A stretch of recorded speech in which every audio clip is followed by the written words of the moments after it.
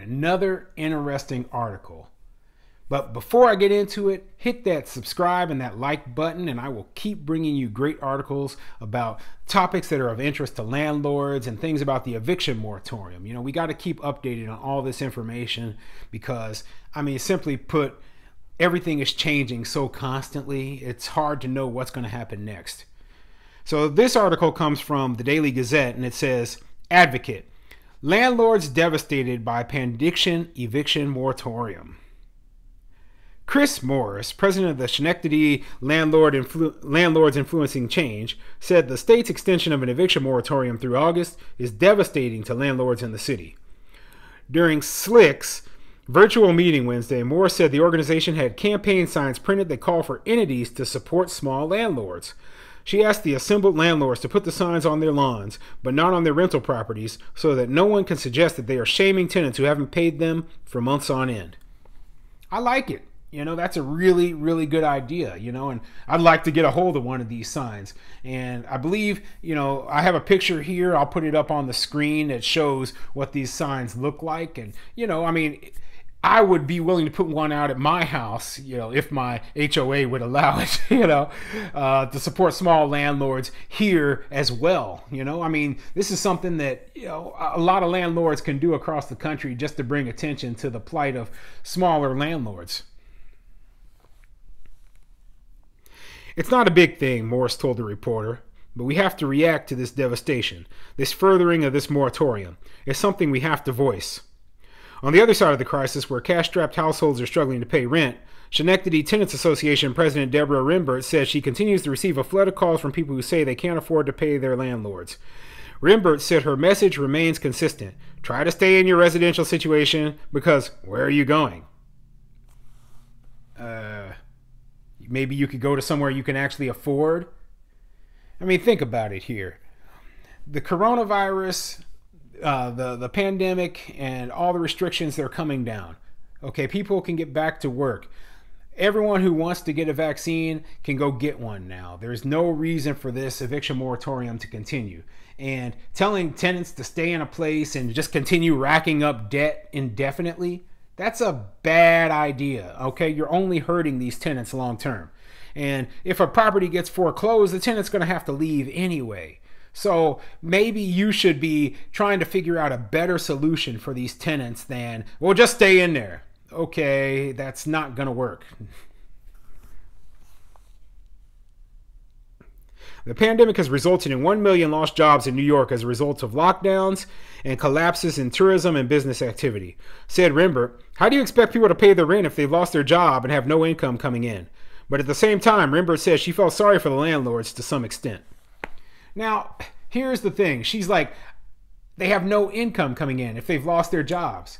Now, I am not a fool, okay? I remember the government has unemployment insurance. Okay, the state of New York has unemployment for people who've lost their job. On top of that, the federal government stepped up and is giving an additional supplement to the state unemployment insurance. Okay, so that means that people who are unemployed right now due to the pandemic, they are receiving more money than they ever would have gotten during any regular period of unemployment. And there have been 3 separate stimuluses, and people have gotten their tax returns, and there's no reason that somebody should have been unable to pay anything to their landlord for months on end or a year on end, like what is happening right now, other than they're pocketing their money because they know they can't be evicted and that they can live for free. So they are basically punishing the landlord and stealing from that landlord so that they can pocket all this money and not have to do work. I mean, it's completely ridiculous. I know that they have to pay. They have bills to pay too, she said, adding that she's telling tenants to pay whatever portion of rent that they can manage. Well, at least she's doing that.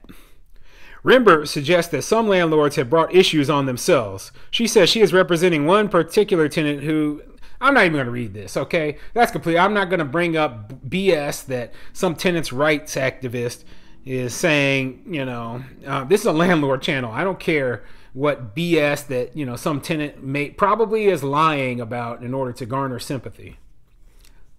Governor Andrew Cuomo extended the statewide eviction moratorium Tuesday.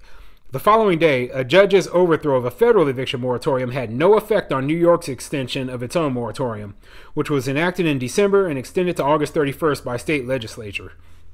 As we approach the light at the end of the COVID-19 tunnel, it is critical that we continue to protect both New York tenants and business owners who have suffered tremendous hardship throughout the entire pandemic, Cuomo said. That's funny because landlords are business owners. When are you going to start protecting us, okay?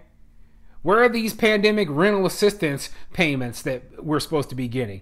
I just covered in another video that New York hasn't paid any rental assistance to tenants or landlords at all. So you're basically leaving people to drown in debt. That's what you're doing. You're just talking a bunch of words and doing nothing.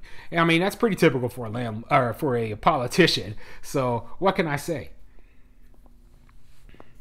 The legislation places a moratorium on residential evictions for tenants who have endured COVID-related hardship. Tenants must submit a hardship declaration or a document explaining the source of the hardship to prevent evictions. Landlords can evict tenants that are creating safety or health hazards for other tenants, and those tenants who do not submit hardship declarations. See, and there's the trick right there. If the tenant doesn't submit a hardship declaration, you can still evict them. Or if they create a safety or health hazard. So, I mean, there are ways that you can evict tenants in New York right now, but, you know, it's pretty easy for a tenant to submit that little paper form and write a explanation, whether it's true or not, onto that form. State Assemblyman Angelo Santabarbara was vehemently opposed to extending the moratorium. The local legislator told the Schenectady landlords he is working on 2 bills to support landlords impacted by the pandemic. A property tax extension to allow municipalities to grant small landlords an additional 180 days after the end of the declared pandemic to pay their property taxes if a tenant has not paid rent, and emergency rental relief to specifically assist landlords who did not qualify or do not have qualifying tenants for the first rent relief program under federal law. Yeah, now those are 2 very good things, okay? Rent relief to help landlords, as well as a property tax delay for landlords who haven't received rent because of these eviction moratoriums. I mean, it seems like those are common sense laws. I mean, I just don't get why they weren't put into place from the very beginning. Well, you know, I do get why, but what can I say? You have too much bureaucracy and too many politicians who are just talking out of their ass and not actually doing anything to actually help people. Some landlords in Schenectady and across the country have reported defaulting on their property taxes because of drastic reductions in rental income coming in.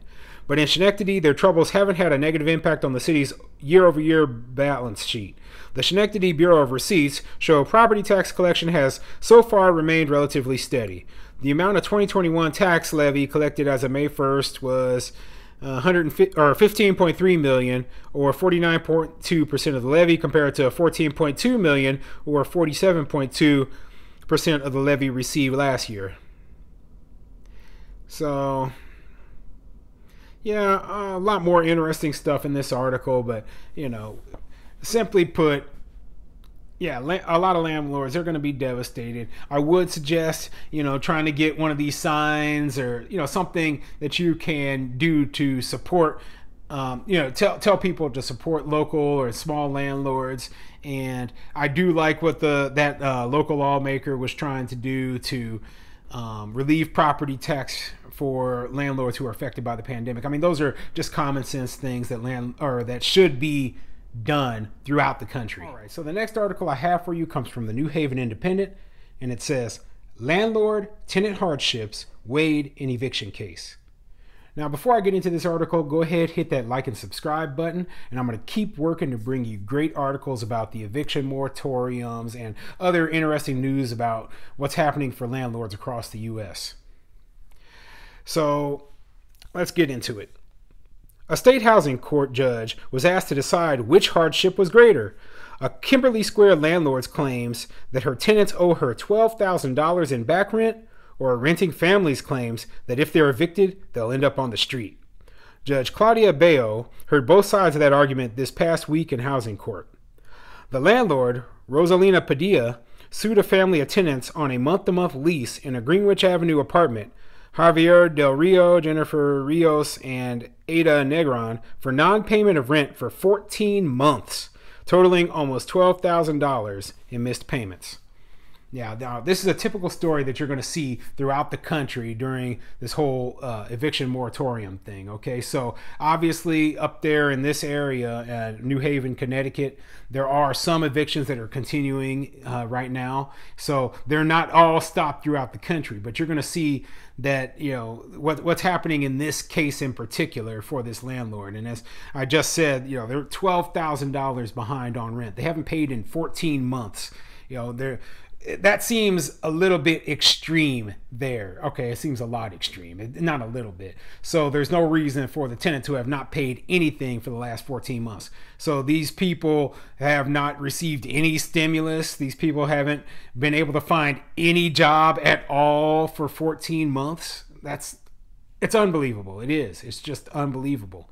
Okay, there's just too much stimulus, there's too much support going on for people right now where they would have absolutely no money. Okay? According to Padilla, the missing payments started in March 2020 when the pandemic first hit. I spoke to the tenant to see if she could contribute to rent.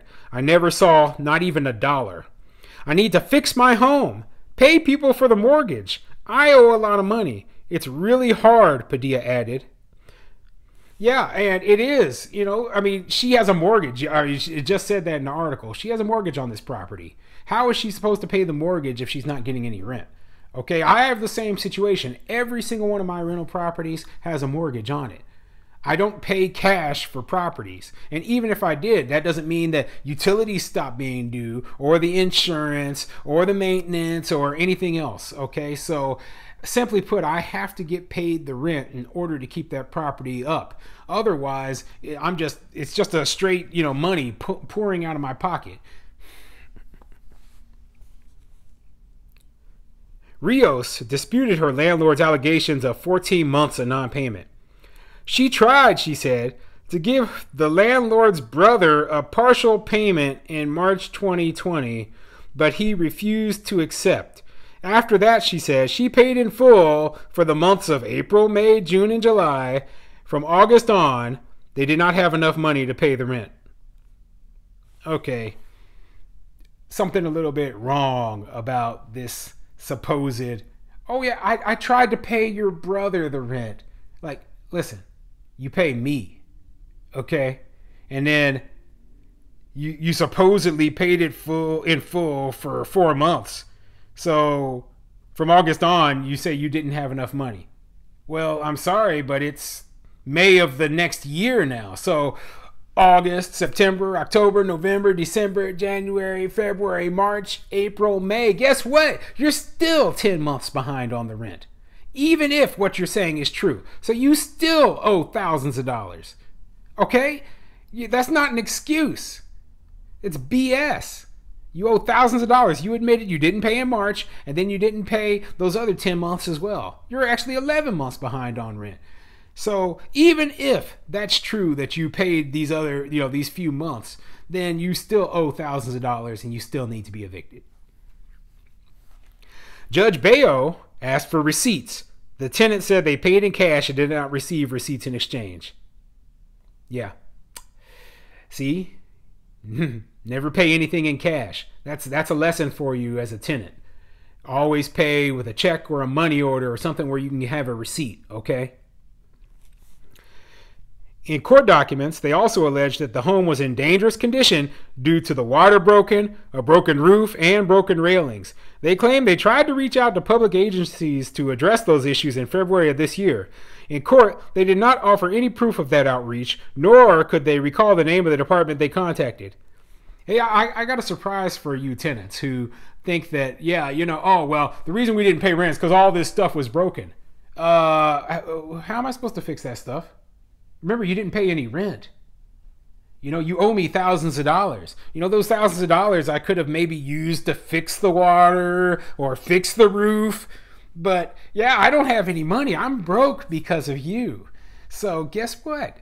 I can't fix those things. That's not my fault. If you don't like that stuff, call code enforcement. I can't pay any fines right now because I don't have any rent. I can't do anything about it because, you're not paying me. So you can, if you don't like it, you can leave.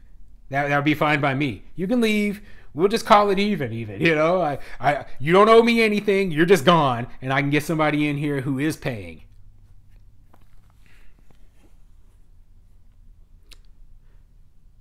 Del Rio in court added that during the pandemic, everyone in the home got sick from COVID-19 and lost their jobs. It doesn't mean we didn't try, he said. Right now, it's not about living, it's about surviving every day. Every day is like a new fight for ourselves. He also noted they don't have another place to go should they be evicted. After the hearing, the tenants filed a request to be covered under the CDC eviction moratorium. Judge Baio ordered the parties to try mediation again on May 17th. Really? So the judge just extended it again and then is trying to push it towards mediation. There is no mediation. These people aren't paying. They need to go. Okay? My mediation would be, I'll let you go and I won't sue you for back rent if you just go now. And I don't care if you got COVID-19 during the pandemic. You don't have it now, so why aren't you working? Why aren't you at least collecting your unemployment checks or, sending some of your unemployment or sending some of your stimulus or some, you're not living in there without any money. You still have food. I'm guessing you still have a car. I'm guessing you still have utilities. So you have magic money coming from nowhere that's paying for everything except for your rent, huh? Okay, whatever. It's BS. It's a typical thing that a landlord has to go through during this eviction moratorium stuff. The judge isn't helping out by pushing the case off another week. So, yeah, just a sad situation overall for landlords up there.